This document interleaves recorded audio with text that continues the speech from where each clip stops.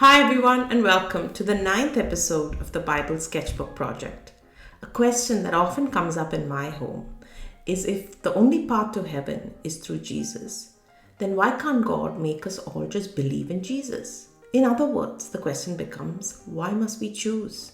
Or why do we have free will?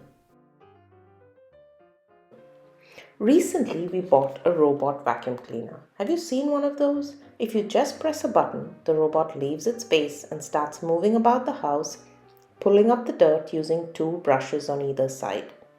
It is the most satisfying thing to watch because all you need to do is press a button and Hoover, as he is fondly called in our house, starts spinning, cleaning our floors. His sensors won't let him fall off the edge and his bumpers keep him from banging into walls.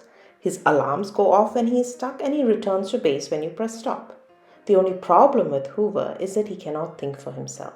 He is pre-programmed to do all these things. He cannot address problems he has never faced, like the vents in my house that are not high enough that he shouldn't be going over. And he cannot come up with creative ways to tackle that problem without my help. I really don't mind because the benefit of having Hoover far outweighs his lack of creative problem solving. Now let's compare Hoover to human beings. If God had pre-programmed all of us to only follow His will, then everything about our lives would be pre-programmed. In other words, we would be like machines with no ability to think, act, problem solve, be creative, or make discoveries on our own. Free will lets us ask questions about science, about the world, about our origins, and draw conclusions based on our understanding. Also, because we have free will, we have the opportunity to choose our friends, the books we read, the foods we eat, or the movies we watch. But with free will comes immense responsibility. In other words, if we are careless with the way we use our free will, we could land in trouble. Reading just one point of view can make us biased, or eating junk food can make us sick. Similarly, when you believe in God, but the world gives you many options to follow Him, don't choose a path because it is convenient or because you were born into it.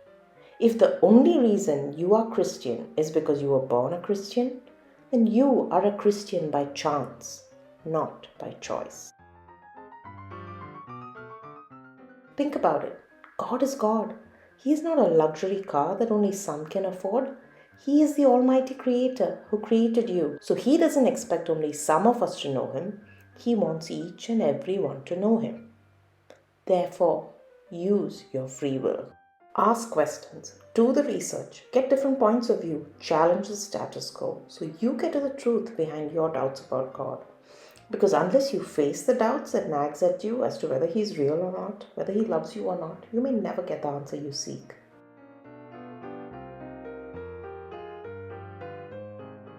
Remember what Jesus said, ask and it will be given to you, seek and you will find, knock and the door will be opened to you. For everyone who asks receives, the one who seeks finds, and to the one who knocks the door will be opened. Why is asking questions vital to a strong relationship with God? Because when you follow a religion, you're sometimes blindly following its customs and rituals, which means you go to church on Sundays or you practice tithe or you fast during the Lenten season. But none of them actually get you closer to God if you're doing it out of habit or to impress others. To get intimate with your Creator, you have to let go of the pretense and get honest with Him about your feelings and your misgivings about Him and your faith. And when you start to get real with Him, your relationship with Him starts to change.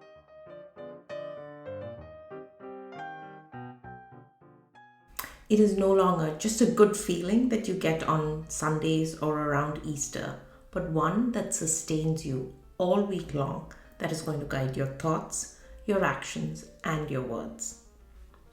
And for your art activity today, I want you to think of a question that troubles you about God. Write it down. Then, do a Google search or ask trusted elders about it. Find out what your religion says about it, then look at what other religions say about it. Write all your discoveries next to your question and keep adding to it as you make new ones. Because, like I said, God is God. He wants you to get to know Him. So don't let one point of view stop you from getting to know the real God. If this video has given you something to think about, I hope you will like, comment, or share.